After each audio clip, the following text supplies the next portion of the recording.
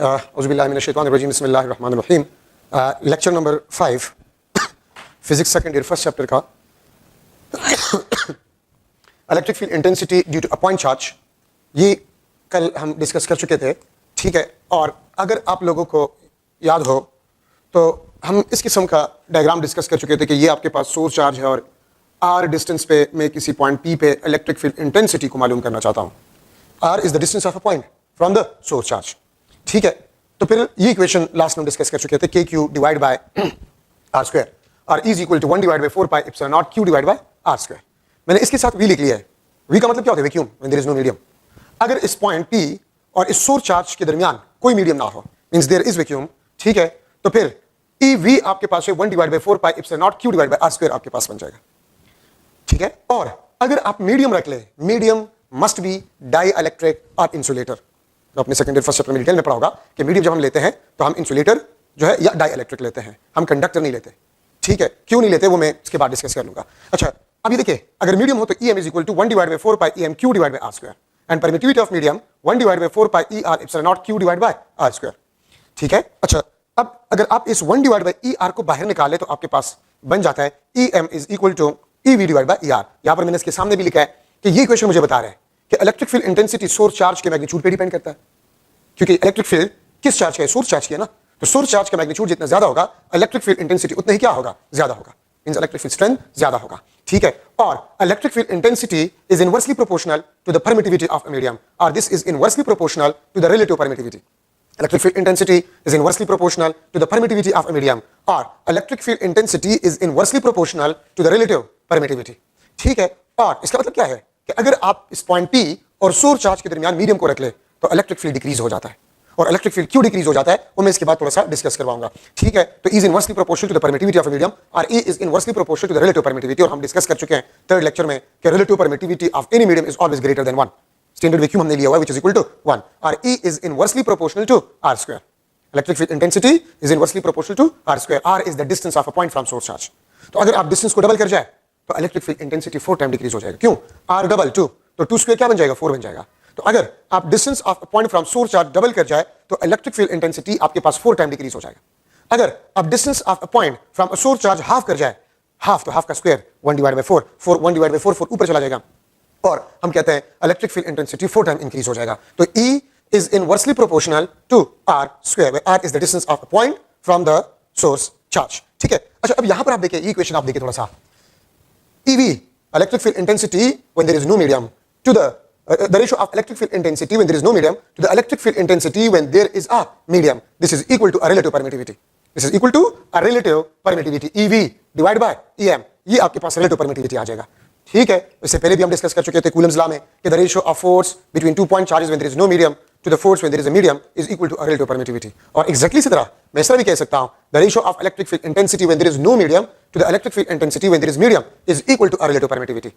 ठीक है, और अगर मैं इसको उल्टा करूं, the ratio of electric field intensity when there is a medium to the electric field intensity when there is no medium will be equal to the reciprocal of the relative permittivity. अगर मैं इसको उल्टा करूं, EM divide by EV will be equal to 1 divided by ER, ये आपके पास ER की power -1 आपके पास बन जाएगा। रिलेटिव परमिटिविटी की पावर -1 आपके पास जो है वो बन जाएगा। ठीक है, तो ये आपके पास इलेक्ट्रिक फील्ड इंटेंसिटी। याद रखिए, ये इक्वेशन जो है this is purely for the point charge. ये इक्वेशन आप पॉइंट चार्ज के लिए इस्तेमाल कर सकते हैं। K Q divide by R square. अगर मैं आपसे पूछूं कि देखिए इन दो चीजों को अगर हम मिला ले, मैं यहाँ पर ऊपर लिख लेता हूं कि ई आपके पास जो है, यहां पर आप देख सकते हैं electric field intensity is directly proportional to the ratio of a source charge and square of a distance of a point from the source charge. अगर मैं चार्ज को डबल कर जाऊं और डिस्टेंस को भी डबल कर जाऊं, what will happen to the electric field intensity? तो चार्ज को डबल, R को भी डबल, 2 स्क्वायर 2 डिवाइड बाय 4, ये आपके पास क्या बन जाएगा? हाफ हो जाएगा। अगर मैं मैग्नीट्यूड ऑफ चार्ज को 4 टाइम इंक्रीज कर जाऊं और डिस्टेंस को डबल कर जाऊं, ठीक है, अगर मैं Q को 4 कर जाऊं 4 टाइम और डिस्टेंस को डबल कर जाऊं 2 स्क्वायर, तो 4 divide by 4 will be equal to 1. It means the electric field intensity will be remain same. ठीक है, तो electric field intensity is directly proportional to the ratio of source charge and square of a distance of a point from the source charge. ठीक है, तो ये आपके पास electric field intensity का रेशियो है, रिलेशन है, रेशियो ऑफ सोर्स चार्ज और square of distance of a point from the source charge. ठीक है, तो जिस तरह हमने एमसीक्यूज डिस्कस किए थे कूलम्स लॉ में, क्योंकि कल मैंने बताया था आपको कि ये बेसिकली कूलम्स लॉ है for a unit positive test charge. Unit positive test charge के लिए ये आपके पास कूलम्स ला है। ठीक है, तो ये थोड़ा सा रिमेनिंग डिस्कशन था कल वाले टॉपिक में, लेक्चर नंबर 4 में। ठीक है, तो उसको मैंने यहां पर कंप्लीट कर लिया है। अच्छा, अब ये आप जो है इलेक्ट्रिक फील्ड इंटेंसिटी आपके पास जो है, ये मैं लिख लेता हूं, वेक्टर फॉर्म कल मैंने लिखवाया था। ठीक है, यहां पर मैं इसका वेक्टर फॉर्म लिख लेता हूं, this is equal to K Q R square, K Q divide by R square into R unit vector. This is the vector form. ये आपके पास वेक्टर फॉर्म है इलेक्ट्रिक फील्ड स्ट्रेंथ का। तो देखिए, मैंने कल भी डिस्कस किया था कि ये एक ऐसा इक्वेशन है जिसे आप electric field intensity around a source charge मालूम कर सकते हैं without using a test charge. इस इक्वेशन में कहीं पर भी आपको टेस्ट चार्ज नजर नहीं आ रहा। ठीक है, और इसका मतलब, इस इक्वेशन का मतलब आपके पास ये है कि अगर ये आपके पास चार्ज है, चार्ज ये आपके पास डिफरेंट डिस्टेंसेस पे मैं डिफरेंट पॉइंट्स ले रहा हूं। ठीक है, ये आपके पास R1, ये आपके पास R2, ये आपके पास पॉइंट P2, ये आपके पास पॉइंट P1। ठीक है, अगर मैं लिख लूं कि आपके पास R1 जो है, R1 is equal to 2 times of R2। R1 R2 के मुकाबले में डबल है। यहां पर इलेक्ट्रिक फील्ड इंटेंसिटी E2, यहां पर इलेक्ट्रिक फील्ड इंटेंसिटी E1। मैं इसको MCQ लिख लेता हूं। Let R1 is equal to 2 times of R2। ठीक है, पॉइंट P1 का जो डिस्टेंस है R1, वो पॉइंट P2 के डिस्टेंस के मुकाबले में क्या है, डबल है। Then E1 ratio E2 will be equal to dash. ठीक है, इन दो पॉइंट्स पे E1 और E2 का रेशो आपके पास क्या होगा, ए ऑप्शन 2:1, बी ऑप्शन 1:2। ठीक है, सी ऑप्शन आपके पास जो है 1:1, और डी ऑप्शन आपके पास जो है दैट इज आपसे रेशो E1 E2, ये आपके पास 1:4 यहां पर मैं लिख रहा हूं। R1 और R2, R1 2 times of R2 है। ठीक है, where R1 is the distance of point P1, ठीक है, from a source charge. R2 is the distance of point P2 from a source charge. तो फिर इस पॉइंट और इस पॉइंट पे इलेक्ट्रिक फील्ड इंटेंसिटी का रेशो क्या होगा, तो देखिए थोड़ा सा हमने अभी पढ़ लिया है, E is inversely proportional to R square. E is inversely proportional to R square. ठीक है, या मैं लिख सकता हूं E1 divide by 2 is equal to R2 square divide by R1 square. ठीक है, E1 divide by 2 this will be equal to R2 square divide by R1। तो आप यहां पर देख सकते हैं। ठीक है, R1 R2 2:1 आपके पास है, तो ये आपके पास 1:4 बन जाएगा। This is the answer. ये आपके पास आंसर है। मैं फिर रिपीट कर रहा हूं इस MCQ को। ठीक है, ये आपके पास सोर्स चार्ज है, सोर्स चार्ज से पॉइंट P1 R1 डिस्टेंस पे है, और सोर्स चार्ज से पॉइंट P2 वो R2 डिस्टेंस पे है। Let R1 is equal to 2 times of R2, then the ratio of electric field intensity at point P1 to the electric field intensity at point P2 will be equal to dash। तो ये आपके पास बन गया 1:4। इसी data से ही आप इसको निकाल सकते हैं। ठीक है, is inversely proportional to R square। E1 divide by 2 is equal to R2 square divide by R1 square, और ये आपके पास 1:4 बन जाएगा। ठीक है, तो ये आपके पास जो है एक मॉडल MCQ है, electric field intensity around a point source charge. ठीक है, तो electric field strength, electric field intensity last lecture में हम डिस्कस कर चुके थे कि ये वेक्टर है, इसका मैग्नीट्यूड भी है और डायरेक्शन भी होता है। ठीक है, तो यहां पर अभी हम डिस्कस कर रहे हैं इलेक्ट्रिक फील्ड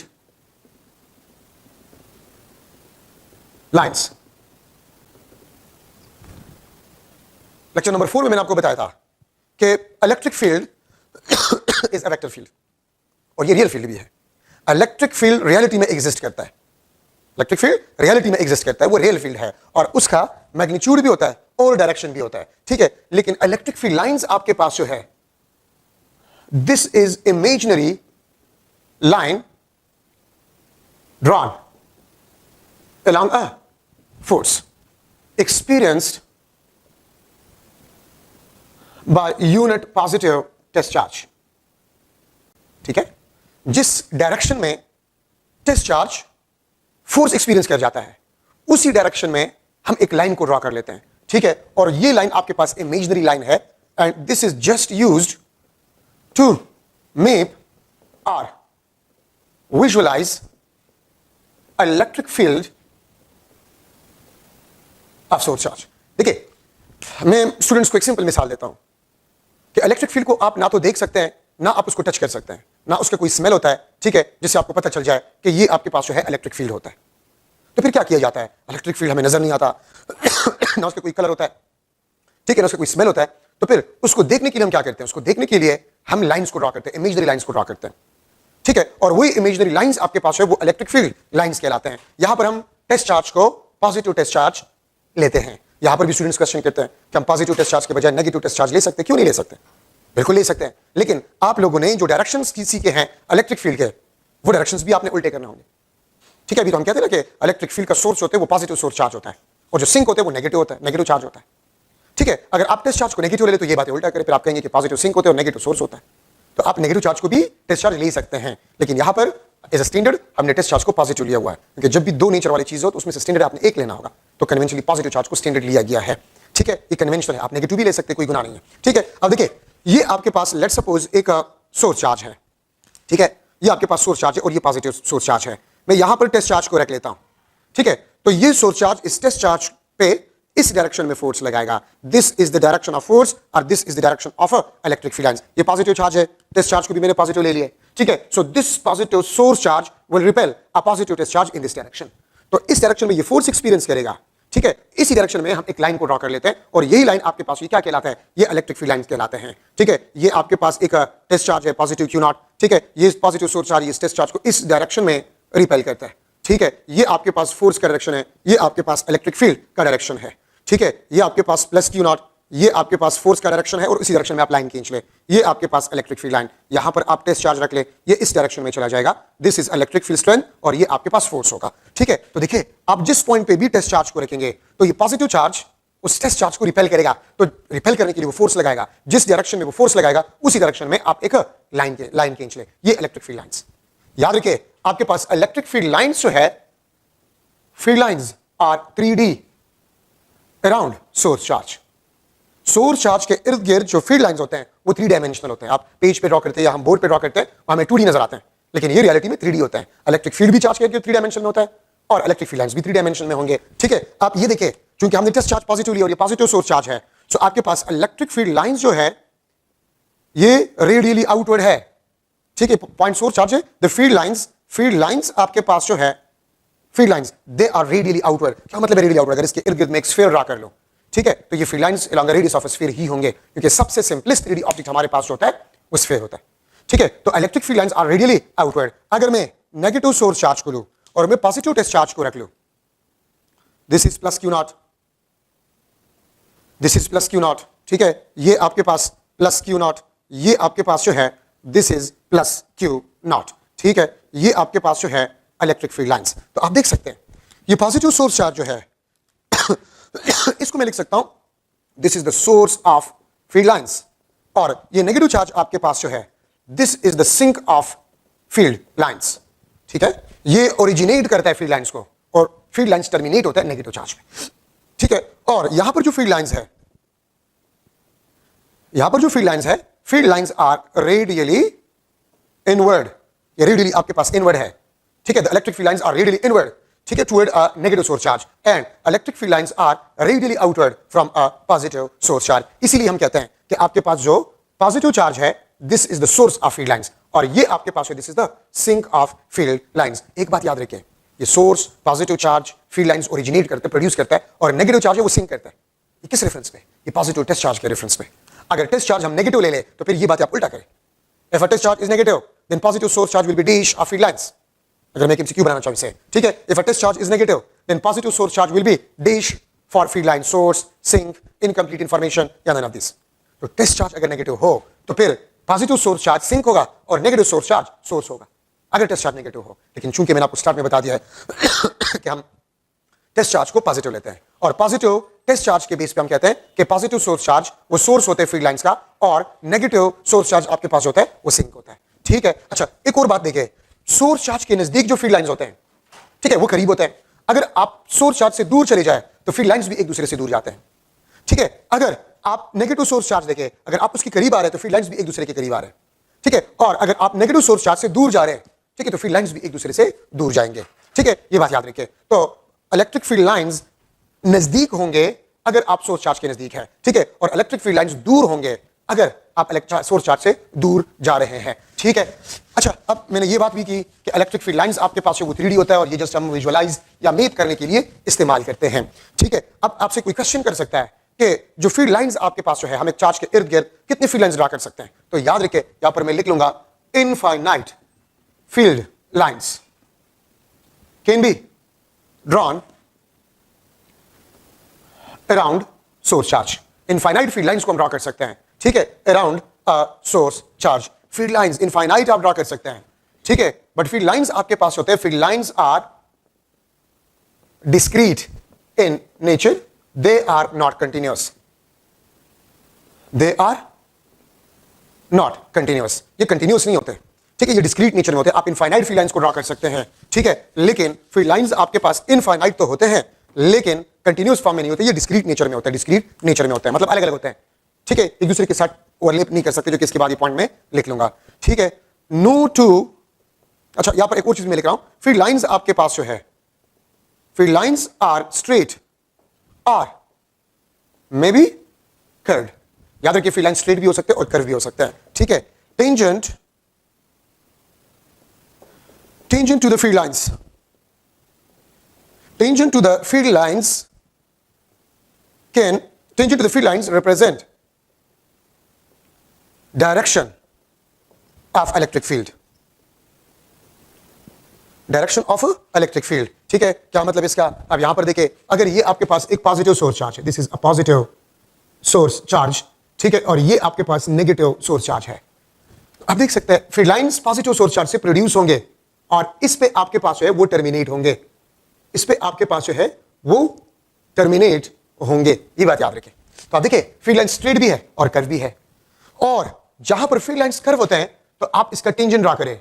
टेंजेंट उम्मीद है आप लोग जानते होंगे, वो लाइन जो किसी भी ग्राफिकल रिप्रेजेंटेशन को सिंगल पॉइंट पे टच करे, ठीक है, तो उसको बेसिकली हम कहते हैं टेंजेंट, ठीक है। तो आप अगर टेंजेंट ड्रा करें, टेंजेंट आपके पास वो लाइन होता है जो किसी ग्राफिकल रिप्रेजेंटेशन को सिंगल पॉइंट पे टच करे, उसको हम टेंजेंट कहते हैं, ठीक है। तो आप जब टेंजेंट ड्रा करेंगे, अगर इलेक्ट्रिक फील्ड लाइंस कर्व हो तो वो टेंजेंट आपको उस पॉइंट पे इलेक्ट्रिक फील्ड के डायरेक्शन के बारे में बताता है, इलेक्ट्रिक फील्ड के डायरेक्शन के बारे में आपको बताता है, ठीक है, जो कि यहां पर मैंने ये सेंटेंस जो है वो लिखा हुआ है। अच्छा, अब ये बात भी याद रखिए कि no two or more than two field lines can overlap, no two or more than two field lines can overlap, दो या दो से ज्यादा फील्ड लाइंस कभी भी ओवरलैप नहीं हो सकते, ठीक है।